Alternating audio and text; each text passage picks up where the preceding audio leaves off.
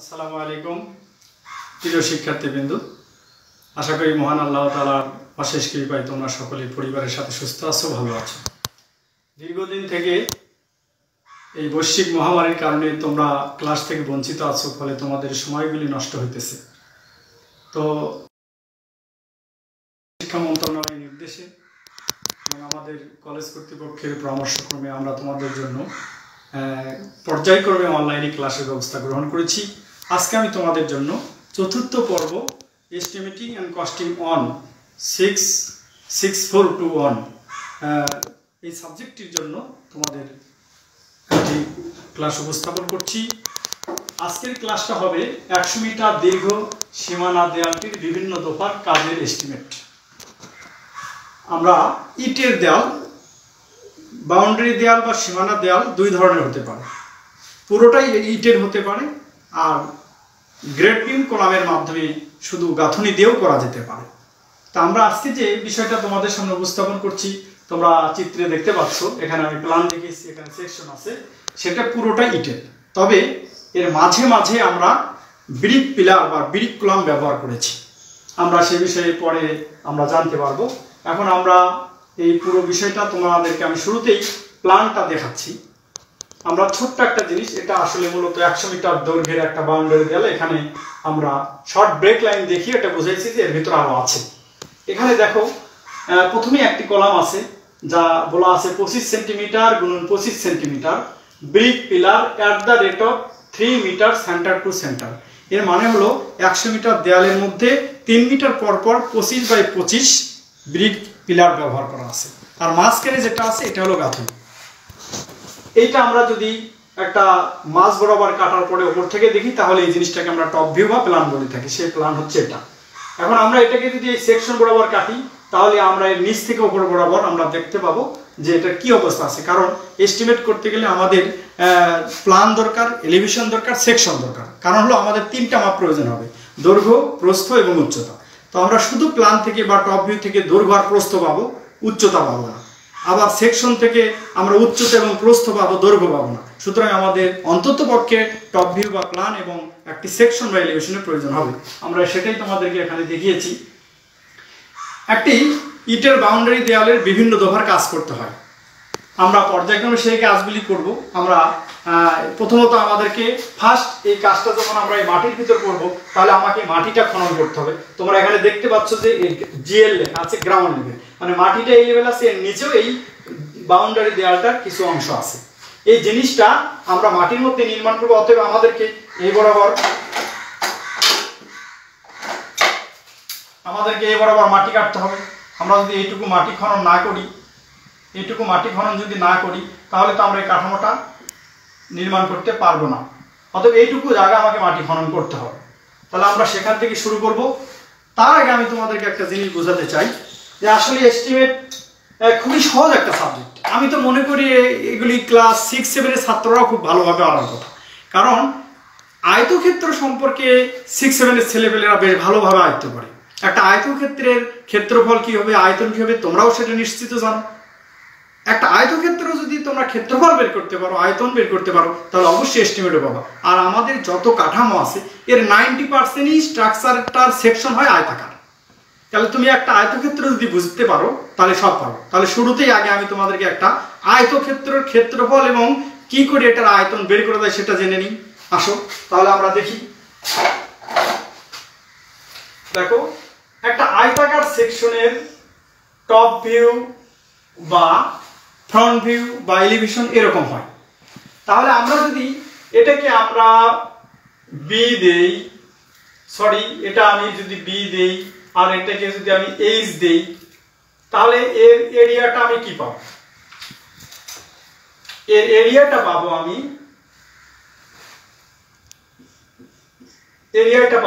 B গুণন H.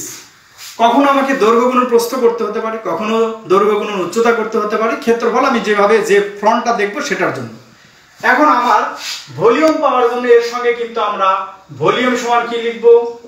Area into এল। তাহলে আমরা এর এরিয়াটা পাইলাম, অর্থাৎ এতটুকু জায়গার ক্ষেত্রফল পাবো কি দিয়ে? এ সমান এর এই প্রস্থ ইন্টু এই উচ্চতা, প্রস্থ ইন্টু উচ্চতা এটা। তাহলে এখন এই জিনিসটা ধরে এর একটা নিশ্চয় দৈর্ঘ্য থাকবে। যেমন আমাদের এই বাউন্ডারি দেওয়াল আমরা প্রত্যেকটা সেকশন এখানে দেখছি নিশ্চয় একটা দৈর্ঘ্য আছে, এবং সেই দৈর্ঘ্যটা কত? দৈর্ঘ্যটা আমাদের এরকম মনে করে নাও, দৈর্ঘ্যটা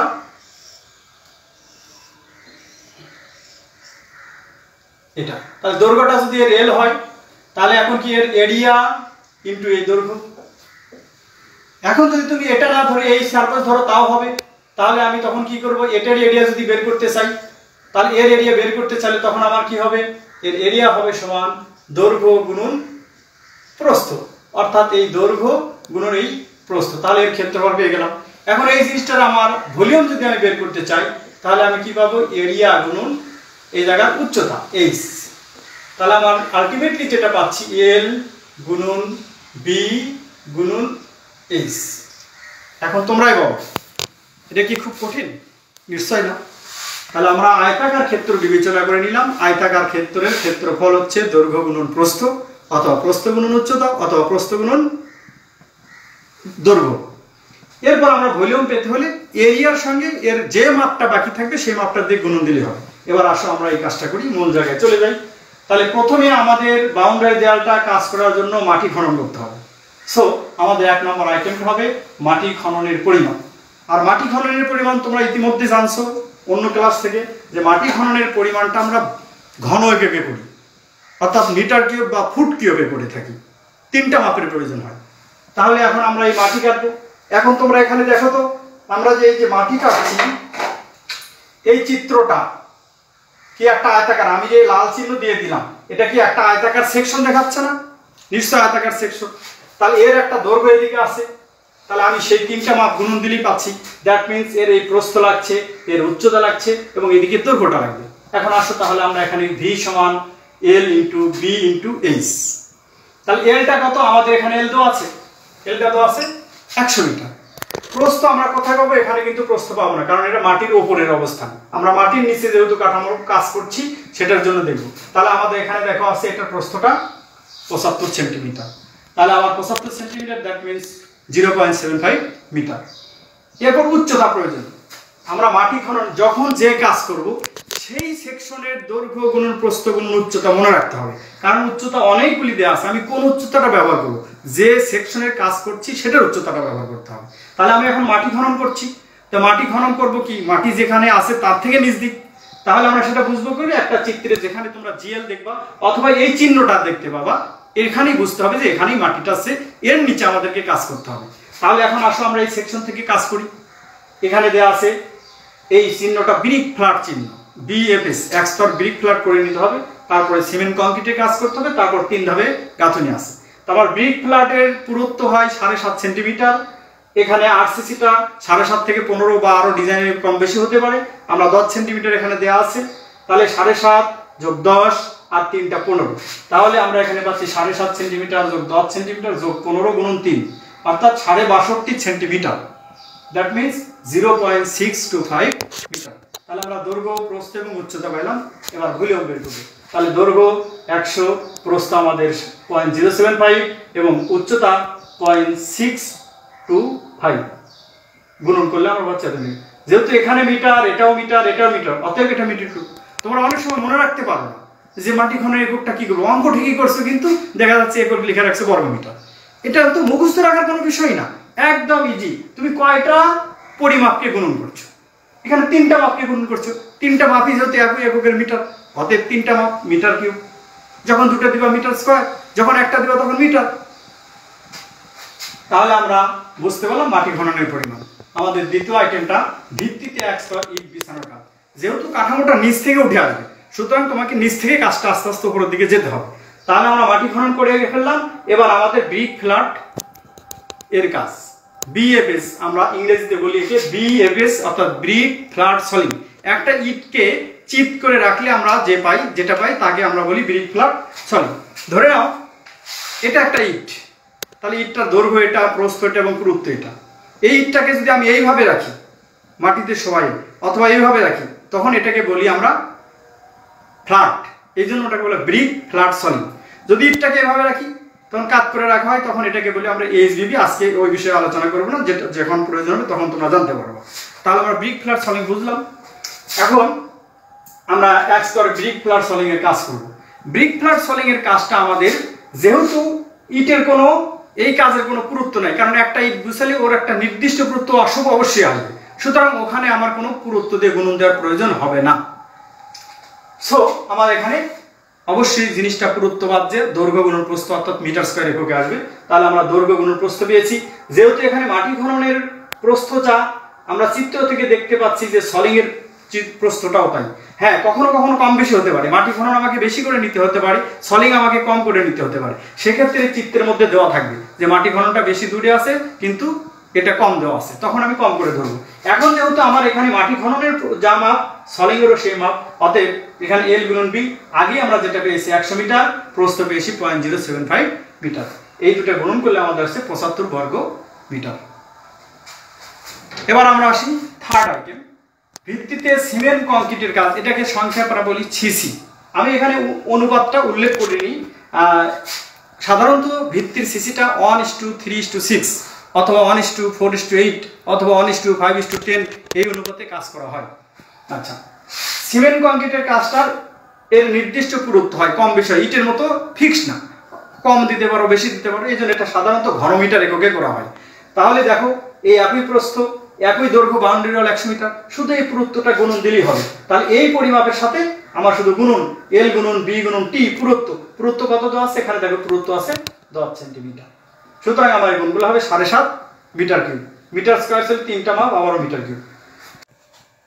তাহলে আমাদের মাটি খননের পরিমাণ গেল, ভিত্তিতে একস্তরিক বিছানোর কাজ, ভিত্তিতে সিমেন্ট কংক্রিটের কাজ শেষ হলো। এবার আমরা দেখি, চিত্র থেকে দেখতে পাচ্ছি সলিং কংক্রিটের কাজ। এরপর আমাদের থাকতেছে এখন গাঁথুনির কাজ।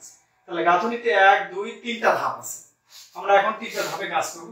ভিত্তিতে 1:6 অনুপাতে আমরা নরমালি দিয়েছি, এটা কম হতে পারে, আরো বেশি সাধারণত হয় না। আর গাঁথুনির কাজ প্রথম ধাপ। তাহলে প্রথম ধাপ তোমরা এখানে দেখতে পাচ্ছ, এটা একটা আয়তাকার অংশ। আমি যদি এটাকে আয়তাকার বিবেচনা করি, তাহলে এর ক্ষেত্রফলকে আগের মতোই হবে দৈর্ঘ্য গুণন প্রস্থ, আর আমি এর সাথে উচ্চতা গুণন দিলে ঘনত্ব চলে আসবে। তাহলে এখন আমাদের দৈর্ঘ্য আছে কত, 100 মিটার, প্রস্থ আছে এখানে 62.5 এবং পুরুত্ব দেয়া আছে 15 সেন্টিমিটার। সুতরাং প্রথম ধাপের কাজ হবে 18.75 মিটার কিউব। দ্বিতীয় ধাপ সেম, প্রথম ধাপ যেমন দ্বিতীয় ধাপও তেমন, শুধু প্রস্থ কমে গেছে, 62.5 জায়গায় 50। দৈর্ঘ্য যা আছে, পুরুত্ব এখানে দেয়া আছে, এগুলি যদি কম বেশি থাকে আমরা কম বেশি করে দেব, কিন্তু আমাদের চিত্র অনুযায়ী কাজ করতে হবে, এখানে 15 করেই আছে। সুতরাং দ্বিতীয় ধাপের ভলিউম আসবে 100 গুণন 50 গুণন 0.15 এবং তৃতীয় ধাপ সেম প্রক্রিয়া, দৈর্ঘ্য হবে 100, প্রস্থ হবে 0.375, পুরুত্ব হবে 0.15 মিটার কিউব। তাহলে আমরা ইতিপূর্বে মাটি খনন, সলিং, সিসি এবং ভিত্তিতে গাঁথুনি এবং ড্যাম প্রুফ কোর্সের কাজ বাকি আছে। এখন আমরা অর্থাৎ জিএল লেভেলের নিচে যা কাজ, এটা সাবস্ট্রাকচার বলে, সাবস্ট্রাকচার কাজ শেষ করেছি। এখন আমরা উপরের দিকে কাজ করব। তোমরা নিশ্চয়ই এখানে দেখতে পাচ্ছ লেখা আছে 5 সেন্টিমিটার ডিপিসি। ডিপিসি এর পুরো হলো ড্যাম প্রুফ কোর্স, বাংলা হলো আর্দ্রতা প্রতিরোধী স্তর। অর্থাৎ সাবস্ট্রাকচার থেকে আর্দ্রতা যেন উপরের দিকে উঠে আসতে না পারে, এই জন্য মাটির লেভেল বরাবর ওপরে ইটের গাঁথুনিতে পাতলা পুরুত্বের অধিক ঘনত্বের, মানে সিমেন্টের পরিমাণ বেশি দিয়ে 1 থেকে 2 ইঞ্চি পুরুত্বের ঢালাই করে দেওয়া হয়। এই ঢালাইটাকে বলা হয় ড্যাম প্রুফ কোর্স। এটা উপরে যে দেয়ালের পুরুত্ব হবে তার প্রস্থের সমান হবে। অর্থাৎ 5 সেন্টিমিটার দেয়াল যেখানে বা 12.5 সেন্টিমিটার দেয়াল যেখানে, তার ড্যাম প্রুফ কোর্সের পুরুত্ব 12.5 হবে। আর যেখানে 10 ইঞ্চি তথা 25 সেন্টিমিটারের গাঁথুনি আছে সেখানে ড্যাম প্রুফ কোর্সের 25 সেন্টিমিটার। আর যেখানে দেয়াল উঠবে না উপরে, যেমন দরজা, ওখানে গাঁথুনি হয় না, তাহলে ওখানে ড্যাম প্রুফ কোর্সের কোনো প্রয়োজন হবে না। তাহলে এখন আসো আমরা আর্দ্রতা প্রতিরোধী স্তরের কাজ করব। আর্দ্রতা প্রতিরোধী স্তরের কাজ, এটা সাধারণত 1, 1.5, 3 অনুপাতে করা হয়, মানে 1 ভাগ সিমেন্ট, 1.5 ভাগ বালি, 3 ভাগ খোয়া। এই খোয়াটার যেহেতু পুরুত্ব পাতলা পুরুত্বের ঢালাই, খোয়াটাও হয় 1/2 ইঞ্চি ডাউন গ্রেডের খোয়া থেকে। আচ্ছা, এখানে আমরা দেখো তোমাদের সেকশন, এখানে যদি দেখো আমরা এই যে এই জায়গাগুলি অর্থাৎ কলামের জায়গাগুলিতে কিন্তু পুরোটা ইটের গাঁথনি আছে, তার মানে এই পুরো জায়গাটাতে ড্যাম্প প্রুফ কোর্স হবে। এটা পুরোটাই ড্যাম্প প্রুফ কোর্স, এটা পুরোটাই ড্যাম্প প্রুফ কোর্স, এটা পুরোটাই ড্যাম্প প্রুফ কোর্স। এভাবে 34টা কলামে যেহেতু ইটের গাঁথনি নিচে যাওয়া উপরেই ওইভাবে উঠে আসতেছে, অর্থাৎ পানিটা উপরে আসতে পারবে, সুতরাং ওখানে ড্যাম্প প্রুফ কোর্সটা ওই গাঁথনির প্রস্থের সমান দিতে হবে।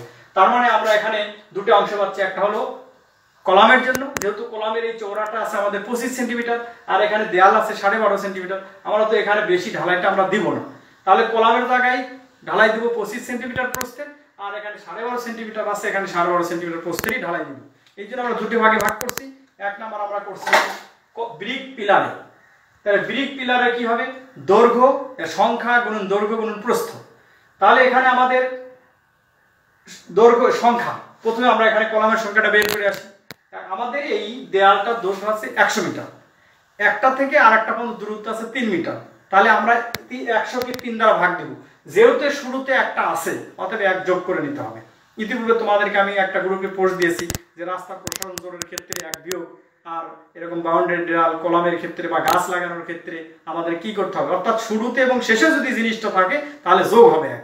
তাহলে এখানে আমাদের 1 যোগ করে 34.33, তার মানে 34 ফিট কলাম দেওয়ার পর আরো 1 ফিট জায়গা বাকি থাকবে, তো আমরা ওইটুকু ভাগ করে নিলাম, 34টা দিলেই হবে, মাত্র 33 সেন্টিমিটার জায়গা, এটা আমার এই স্প্যানের মধ্যে ওভারকাম করে ফেলবে। এই জন্য আমরা এখানে 34টা দিয়েছি, তোমরা ইচ্ছা করে 35টা দিলে আরো ঘন ঘন হবে, তখন 3 মিটার থাকবে না, তো আমি 34 দিলেই হবে, এতে কোনো সমস্যা নাই। 34টা কলাম আমরা বের করতে পেরেছি। এখন তাহলে ব্রিক পিলার কয়টা, 34টা। ব্রিক পিলারের দৈর্ঘ্য বলতে এখানে এই সাইজটা বোঝানো হচ্ছে, তাহলে এখানে দৈর্ঘ্য কত, 25, এখানে দেওয়া আছে দেখো 25, অর্থাৎ এই দিকেও 25 এর মাপও, এই দিকেও আছে 25, তাহলে এই 25 গুণন 25, তার মানে 0.25, তাহলে এরকম জায়গায় আমি 34টা জায়গায় ঢালাইটা দিয়েছি, তাহলে এটা বর্গ মিটার হবে, এটা কিন্তু সংখ্যা, দৈর্ঘ্য প্রস্থ তার মানে বর্গ মিটার। আচ্ছা, এখানে পরিমাণটা তোমরা করে নিও। 12.5 সেন্টিমিটার গাঁথনিতে, অর্থাৎ এখন আমরা করব এর নিচে ড্যাম্প প্রুফ কোর্স। তাহলে আমার এই দৈর্ঘ্যটা পুরো আছে আর 100 মিটার, এই 100 মিটারের মধ্যে এই সমস্ত জায়গায় তো আমি অলরেডি করে ফেলছি, 25 করে 34টা জায়গায় করে ফেলছো তোমরা, তাহলে আর বাকি থাকে কি শুধু এইটুকু জায়গা। তাহলে এখন 100 মিটারের জায়গায় এইটুকু আমরা দৈর্ঘ্য বাদ দিলে পুরো দৈর্ঘ্যটা পেয়ে যাব। তাহলে দেখো আমরা এখানে সেটা কিভাবে বের করতে পারি, 100 মিটার পুরো দৈর্ঘ্য, কলামের সংখ্যা, কলামের প্রস্থ, অর্থাৎ কলামটা এদিকে কতটুকু জায়গা নিছে, তাহলে আমার এখানে 34টা কলাম 25 সেন্টিমিটার করে জায়গা নিছে, তাহলে 100 বিয়োগ 34 গুণন 25, এটা যদি কলামটা 25/30 থাকে তাহলে কিন্তু তোমার এই মাপটা 25 হলে এই মাপটা হয়ে যাবে তখন 30, সেক্ষেত্রে কিন্তু আমাদের এখানে এই 30 মাপটা হবে, অতএব তোমাদের এটা খেয়াল রাখতে হবে, প্রশ্নের ভিতরে 25/25ও থাকতে পারে, 25/30ও থাকতে পারে। আচ্ছা, তাহলে এখন আমরা এখান থেকে 100 বিয়োগ কলামের সংখ্যা গুণন কলামের প্রস্থ, আমরা এখান থেকে 8.5 পেলাম, 91.5 মিটার, তাহলে এটা আমাদের এখানকার দৈর্ঘ্য। তাহলে এই ইটের গাঁথনিটার দৈর্ঘ্য হচ্ছে 91.5 মিটার, এবং এই প্রস্থটা আছে মাত্র 12.5 সেন্টিমিটার, তার মানে 0.125 মিটার, এই দুটো মিলে আমাদের একক আসবে কিসে, মিটার স্কয়ার। এই রেজাল্টটা তোমরা করে ফেলবা, এই দুটো গুণন করলে হয়ে গেল।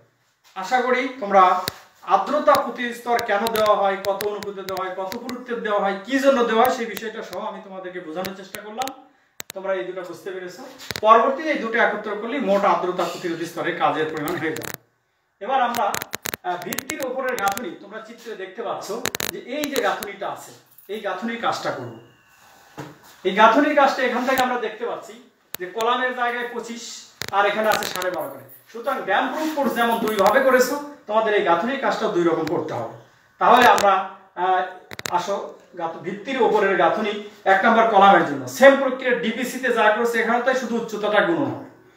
তাহলে এখানে 34 গুণন 0.25 গুণন 0.25, কেন 0.25, এই কলামের সাইজ এদিকে 0.25 এদিকে 0.25, আর এদিকে উচ্চতা কত 205 দেয়া আছে, এর মধ্যে 5 সেন্টিমিটার নিচে ঢালাই হবে, তাহলে আমার গাঁথনিটা হবে মাত্র 200 মানে 2 মিটার। তাহলে এখন আমরা পাচ্ছি 34 গুণন 0.25 গুণন 0.25 গুণন 2 মিটার। আচ্ছা, অর্থাৎ সংখ্যা গুণন দৈর্ঘ্য গুণন প্রস্থ গুণন উচ্চতা, কলামের ক্ষেত্রে হবে এটা, অর্থাৎ ইটের গাঁথনি যদি 25 সেন্টিমিটার বা 10 ইঞ্চি গাঁথনি বা তার ঊর্ধ্বে পুরুত্বের হয় তাহলে এটার একক হয় ঘনমিটার, অর্থাৎ দৈর্ঘ্য গুণন প্রস্থ গুণন উচ্চতা দিতে হবে। আর যদি ইটের গাঁথনির পুরুত্ব 5 ইঞ্চি অর্থাৎ একটা ইটের গাঁথনি হয় 12.5 সেন্টিমিটার বা তার চেয়ে নিচে, তোমরা অনেক ক্ষেত্রে দেখবা এক ইটের গাঁথনি করে একটা ইট কাট করে দিয়ে সাধারণত 3 ইঞ্চির গাঁথনি করে। এই সকল ক্ষেত্রে বর্গমিটার এককে করতে হয়, যেহেতু পুরো ইটের পুরুত্বটা ফিক্সড থাকে, পুরুত্বটা কম থাকে, এই জন্য আমরা বর্গমিটারে করি। তাহলে 12 সেন্টিমিটার দেয়ালের জন্য গাঁথনি, তাহলে যেহেতু এটা বর্গমিটার, তাহলে দৈর্ঘ্য গুণন উচ্চতা।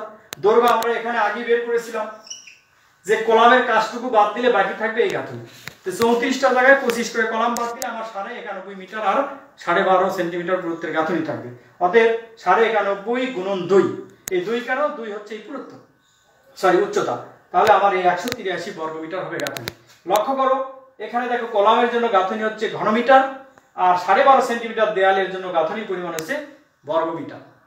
আমি আবারও বলছি, 25 সেন্টিমিটার বা এক ইটের দৈর্ঘ্যের চাইতে পুরুত্ব যদি বেশি হয় তাহলে ইটের গাঁথনির একক হবে ঘনমিটার, অর্থাৎ দৈর্ঘ্য গুণন প্রস্থ গুণন উচ্চতা দিতে হবে। আর যদি এক ইটের প্রস্থ বা 25 সেন্টিমিটার চেয়ে কম হয়, 25-এর কম সাধারণত 12.5 হবে অর্ধ ইট, তাহলে অর্ধ ইটের যদি হয় তাহলে সেক্ষেত্রে আমাদের এটা হবে বর্গমিটার এককে। তাহলে আমরা 6 নম্বর আইটেম পর্যন্ত আমাদের কাজ শেষ হলো।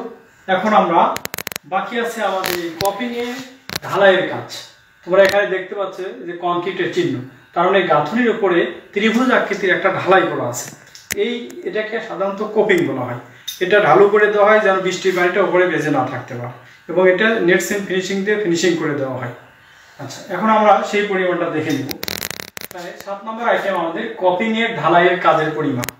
তাহলে ঢালাইয়ের পরিমাণ আমরা আগেই জানছি যে এটা ঘনমিটার এককে হবে, অর্থাৎ এরিয়া গুণন দৈর্ঘ্য হবে। এরিয়া বের করতে কি লাগবে, আয়তাকার ক্ষেত্র হলে আমাদের আগে দৈর্ঘ্য গুণন প্রস্থ।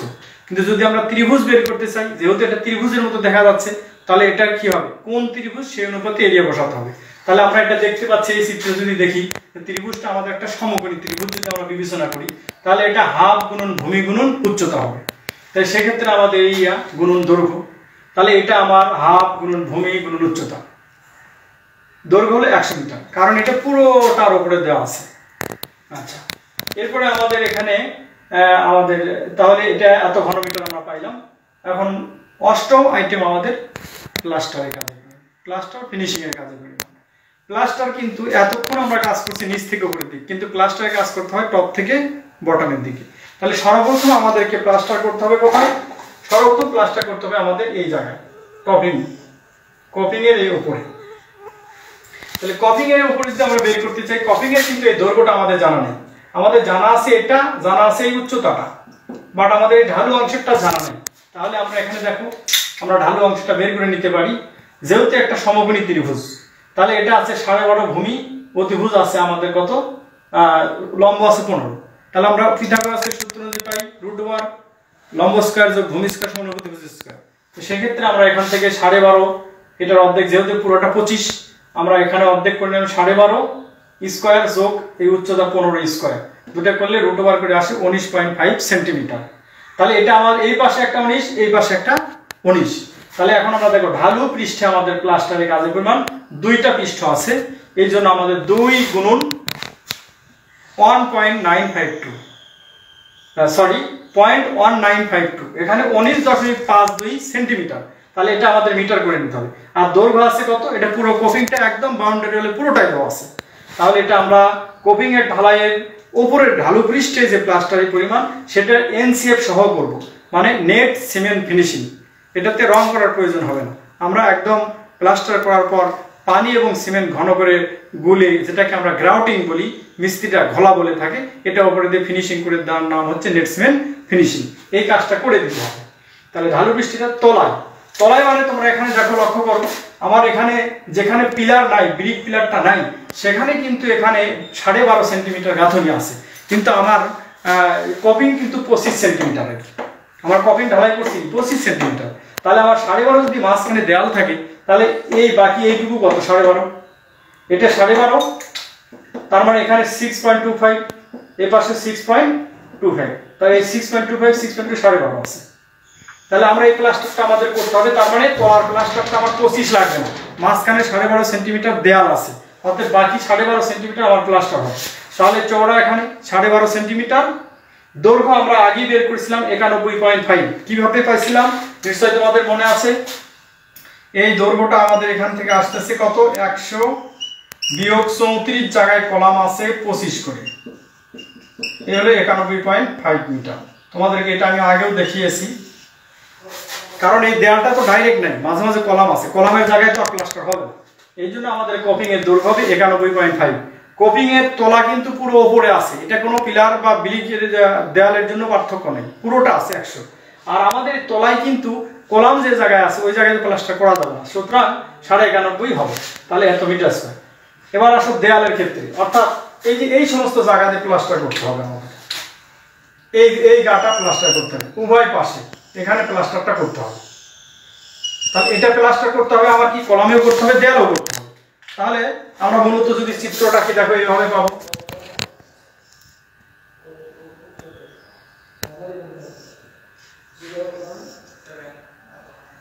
এইভাবে পাচ্ছি পুরোটা, কিন্তু এখানে আমাদের কলামের অফসেট আছে। তাহলে এই হলো কলাম এইটুকু, তাহলে প্লাস্টার আমরা পাচ্ছি এইটুকু দেয়াল, আবার কলাম বাদ দিয়ে আবার কলাম, এইভাবে পাবো। তাহলে এখানে আমরা দেয়ালের উভয় পাশে প্লাস্টার করব কত, এই 91.5 মিটার, দুই পাশের জন্য 2 দিয়ে গুণ, দুই পাশে 91.5, উচ্চতা দেওয়া আছে আমাদের 2.05। ইটের গাঁথনি কিন্তু আমরা করছি 2 মিটার, এর নিচে ড্যাম প্রুফ কোর্স আছে 5 সেন্টিমিটার। এখন কিন্তু প্লাস্টার ড্যাম প্রুফ কোর্স বাদ দেওয়া যাবে না, এটা পুরোটাই করতে হবে, এই জন্য আমরা 2.05 মিটার পাইলাম উচ্চতা। তাহলে এটা গুণ করে আমাদের এই রেজাল্টটা আসলো। এরপরে আসো আমাদের পিলার বা কলামের ক্ষেত্রে। তাই পিলার বা কলামের ক্ষেত্রে দেখো, একটা পিলার বা কলাম, তোমরা পিলার বা কলাম আছে কত, একটা কলাম আছে আমাদের এরকম 25, এইদিকে 25, এই পাশেও 25, তাহলে চতুর্দিকে মাপ কত হয়, 4 25 100।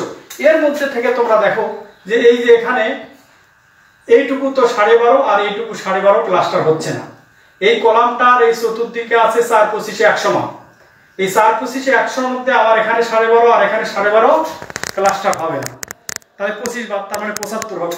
আমরা যেটা এখানে দেখিয়েছি তোমরা দেখো যে 4 × 25 বিয়োগ দুই পাশে 12.5 করে আছে, তাহলে দুই পাশে 12.5 হলে 75, তার মানে হবে 34টা কলাম 0.75 গুণন 2.05 মিটার। তবে এখানে 32টা হবে, এখানে 32টা কলাম হবে। কেন 32টা হবে, কারণ দেখো দুই পাশের কলামে কিন্তু এক জায়গা করে বাদ আছে, আর মাঝখানে কলামগুলো কিন্তু 12.5 করে বাদ আছে। তাহলে এখানে আমাদের আরো এখানে আরো দুইটা বাদ থাকবে, আরো 2টা কলাম হবে, যেই 2টা কলাম হবে 0.875 গুণন 2.05।